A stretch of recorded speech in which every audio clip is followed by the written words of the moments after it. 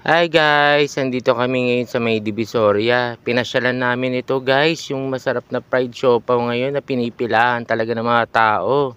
Sa halagang 10 pesos lang guys, mabubusog ka na. Kahit makalima o 10 ka pa, grabe guys, sobrang mabubusog ka dito. Sabi nila sobrang sarap daw talaga nito at malasa pa guys.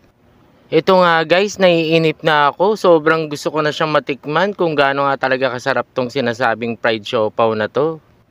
Dahil nga sa next na kami sa susunod dyan sa babae na bumibili, ito na malapit ko na matikman siya guys. Ito inaayisan ni ate yung mga order na nakapila guys. Ayan, hinihilera niya na. Ayan siya guys, yun o, niluluto na, pinakukuluan na siya. Sobrang takam na ako guys. Ayan na nga siya guys, kumakain na ako. Ayan na, natikman ko na rin siya sa wakas. Ayan nga guys, sobrang sarap. Talagang halos hindi na ako makapagsalita dyan guys sa sobrang sarap ng lasa niya.